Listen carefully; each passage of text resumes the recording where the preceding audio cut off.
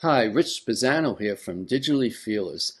I recently saw a Netflix series called The Queen's Gambit, and I highly recommend it. And it has caused a surge in the sales of chess sets in the United States. So I thought I'd create a chessboard like this. And if you stick around to the end, I'll show you how to easily create chess pieces. So let's get started. So I opened a new page. Really what I did was I just said File, New, and Web. And anyone who doesn't know, I'm having major problems since I switched to Big Sur and the new Affinity Photo, because this should show this, and I have to keep clicking it. That's why it didn't show it. There are problems with the Big Sur operating system on Macs with the new Affinity Photo, so beware before you upgrade to any of that. But what I did was I just picked SXVGA, what is it, 1280 by 1024. So that's what I have here, and I gave it a transparent background. And I also pulled in this from Pixel, and I have the links in the description below. And I'm using this also, I believe this is from Pixabay, but I'm only using it as a guide. I will create the pieces myself, but I just wanted to show you that. And I also have the links to that. So what I'm going to do first is take a rectangle, and I'm going to make it a square. So I'm holding Shift, and let's just start with that. And again, it could be, doesn't matter what color, I'll just give it a color so you can see it on YouTube. I will take that rectangle, and I will select that rectangle, and I will go to Layer, New Live Filter Layer, Colors, and Procedural Texture. And in Procedural Texture, they have presets. So I'm going to click on the presets, and I'm going to pick checkered. I looked at a checkerboard and I saw there were 4 black squares this way and 4 black squares this way. So I am going to take this number, it says square count, and I'm going to lower the number here, and I'm going to keep lowering it till I get close to the 4. And that's close enough, so I'm going to leave it at that. So now if you change the size of this rectangle, you can kind of get it to match up so that you have 4 squares and then 4 squares. So I'm going like that. So 1, 2, 3, 4, and 1, 2, 3, 4. So that's a standard chessboard. So we leave it at that. It looks like there's a little bit edge here, so I'm just going to touch it a little bit more, just to get rid of this piece right there. So that looks about right. Now I can't resize this in any way because the squares will change. So what I'll do instead is I will right click and rasterize it. And now it's just a pixel image. So let me go back out. And so if I want to resize this in any way, I can. And that works out pretty nicely. So what I think I'll do next is in Effects, I am going to give it an outline. And let's just give it a little outline like that. And then I am going to take another rectangle, except this time I'm going to choose the rounded rectangle. And I'm going to go right there like that. And I'm going to put it behind here. First thing I need to do is go to the selection tool and then center. So I'm going to choose these two and go to my alignment. I'm going to go center and center. And I think at this point I do have snapping on, so I could have just gone like that. It would have matched up again. And so now the curve is too big on this blue, on the curved rectangle, so I'm just going to change the curves, maybe like that. I think I'm going to give this also an outline, like that maybe, and I'm going to make it white. And so that's the basis for our chessboard. So now let's take these two and group them. And after we group them, I'm going to duplicate it, Control or Command J, and I'm going to hide this one, and I'm rasterizing this one again. So now we have a pixel image. So now I'm going to take this, and it was from Pixels, and I have the link in the description, and I'm going to duplicate it, Control or Command J, and I'm going to bring it up to the top, and let's hide the old one. And then I'm going to duplicate it one more time, Control or Command J, and bring it under the chess set. So the first thing we'll do is take the top one and we'll go maybe to multiply, So after multiplying this one, I'm going to take the second one because you could leave this black, but I kind of want to have the wood grain in it. So I'm going to do this and do lighten. And what it does is it shows the grain through on the wood. Now if I want this darker, I can duplicate it again and make it really dark, but I don't really want it that dark. So I could lower the opacity right here, just like that. So you see now we're getting the feel of all the wood grain. So I will group all of these. So I'm selecting them, I'm holding shift, I'm doing Control or Command G to group it. And now what I'll do is Command click on this icon of the chess set, which should select just the chess set. And I'm going to mask this whole group and deselect. And once again, now that we have that, I am going to right click and say raster. I'm going to rasterize and trim. It should be the same, but I wanted to make sure that the border boxes are right there. So now we're getting somewhere. It looks pretty good. Now you can always use, if you want it a little lighter, a little darker, you can always use curves, but I'm going to leave it at that. So now that we have this pixel layer, I'm going to go to Live Filters, right on the bottom here, and Perspective. And what I'm going to try and do, and I have Perspective on destination. So destination means when I move it, you see it move. So that's what I'm going to do. I'm going to kind of try to get this to where I think it would look like on a table.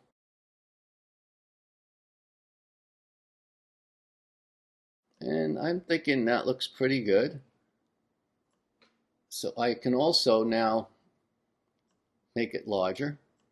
Now your processor, remember that your processor uses a lot of work with these live filters. So once again, you don't have to, but if you think, I think I might want this, if you're sure you know where you want it to be at this point, then you can rasterize. But right now I think I'm going to adjust it one more time. I'm going to click here again and maybe come out just a touch here and just a touch here.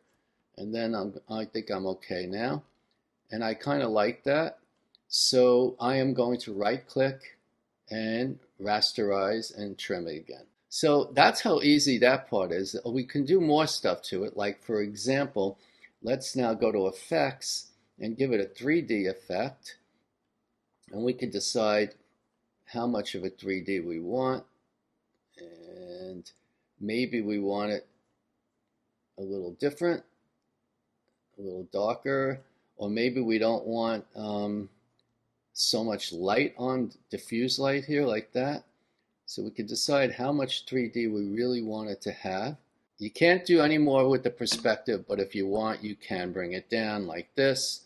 If you're not crazy about the shape that it turned into, you can make it go flatter like that. And I'm just going to leave it like that for now. And now it's time to create the chess pieces. So I had gone to stock photo and I looked up chess pieces, and this is what came up. And I'm just using this as a guide, so I right click on it and I'm going to rasterize it just to make sure it's a pixel layer. And I'm going to just create, for this example, because I can't have time to create them all, I'm just going to pull out the king. So I'll select the king and do Control or Command J. And we'll bring this right to the front, right here, and deselect. So now I have just this chess piece, and I'm going to lock it so it doesn't move. And now here, oh, this is not really a difficult thing to do, so I'll just show you how I'll do this right now. I'll get a close-up, and I'm going to take the rectangle tool, and we are going to make a rectangle right here. Follow just this bottom right here. And there's no color, so we'll give it a color so you can see it on YouTube, because sometimes YouTube doesn't show the screen that well. And I'm going to get really close. So the next thing I'll do is I'll get a rounded rectangle right here, and I'll go to the next part, and that's right here. If you lower the opacity, you can check out how much roundness, and if it's not the roundness you want, then right up here you can change the curve. So I'm going to bring the curve way up. Let's look, it's really close. And again, I don't need it to be perfect because I'm creating my own. And I'm just using this as a guide just to give it an idea of what we want. So there's one right there, and I can bring the opacity back up. And now another rectangle, very simple. And you'll get the idea. So I'll do some of these and then I'll speed up some of it also. So there's the other rectangle, and then another rectangle again. And let's go from here to here, and now we'll lower the opacity again. Now this one we're doing a little bit different. This one we're going to take that rectangle and convert it to curves. And when you convert to curves, then you can use the node tool. And you could see, actually, first let me move that up a little bit right to here. And then you go to the node tool and you can move this one. I'll hold shift just so I move it to the right. And I'll hold shift and move it to the left. There we go. And then I'll just grab the insides and pull in. Just like that. Very simple. So I will speed up the process until I get to the top cross, just so you can, because you'll see what I'm doing afterwards, but I'm just going to speed this point up right now. Okay, so I'm back now because now we have to do the cross. So what I'll do for the cross is I will go this way, do another one, and I'm going this way.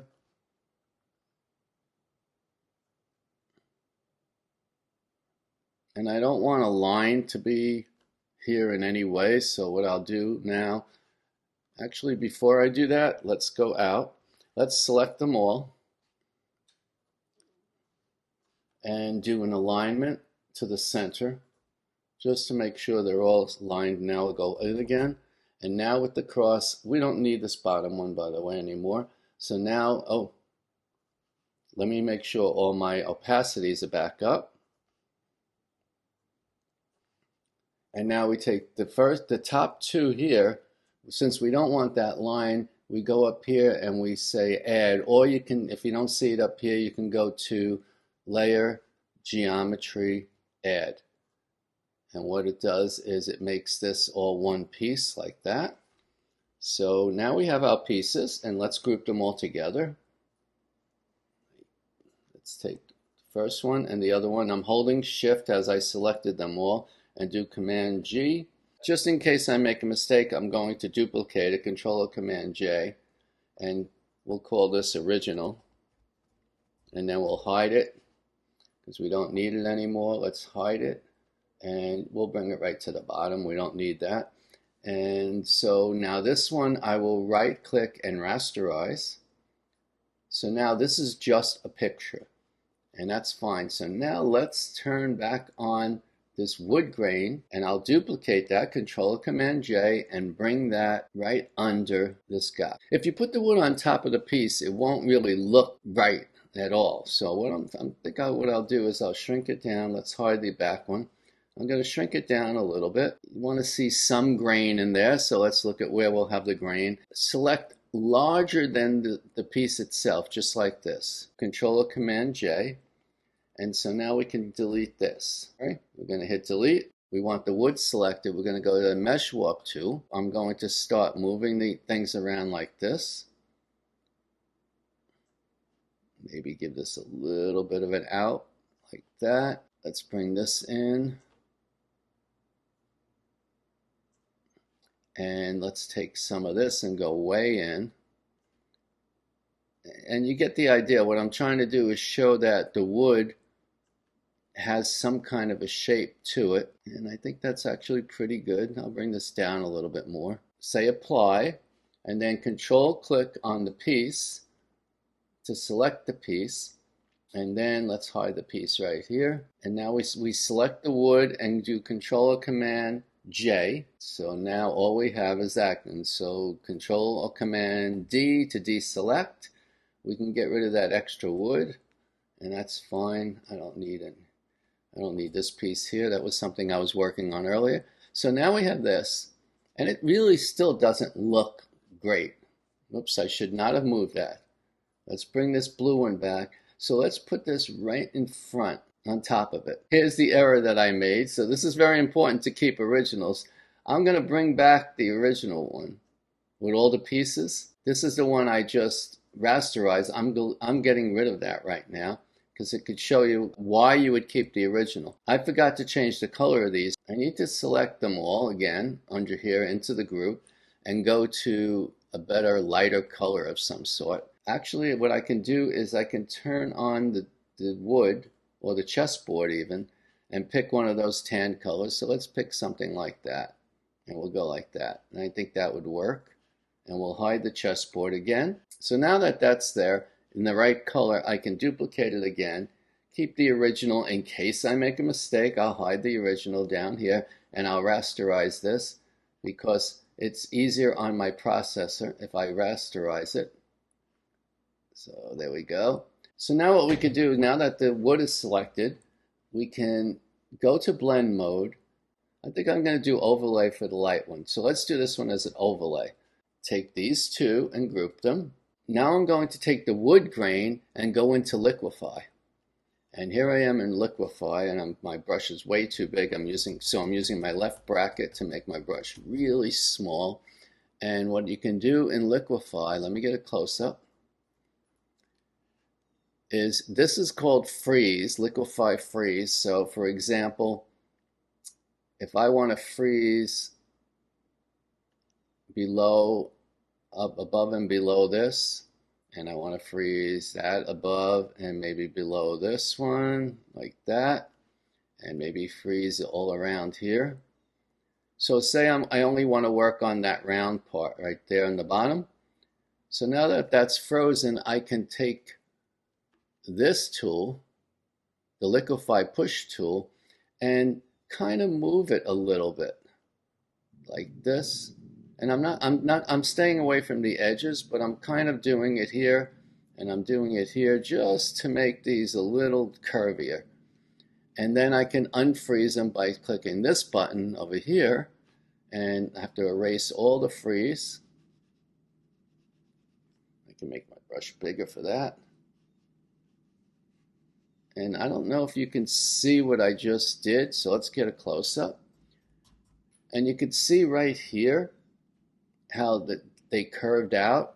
And I could do the same thing here, and I'm not going to use freeze for this. I'm just going to try and gently, freeze is good to protect it, but I'm going to try and gently just get a smaller brush, the right size, and I'm going to go just like a little out like that each way.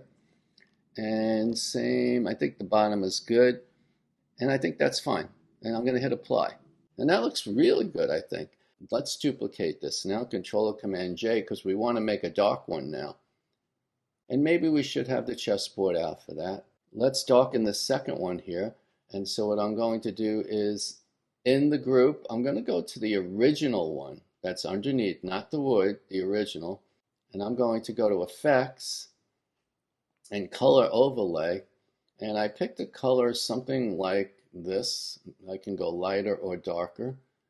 And you have to make sure, though, not normal, but you go to a blend mode and you find one that you think works good. I'm going to do color burn on that one, I think, because that's pretty close to what we want.